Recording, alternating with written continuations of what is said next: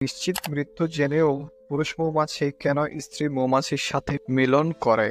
এরা মৃত্যুর জন্য মোটেও ভয় পায় না। একজন মানুষকে মারতে হলে প্রায় 1100 হুলের বিষ প্রয়োজন। আর মানিক 1 কেজি মধু সংগ্রহের জন্য 1100 মৌমাছি প্রায় 90,000 মাইল পথ ঘুরতে হয়, যা কিনা চাঁদের কক্ষপথের প্রায় 3 গুণ।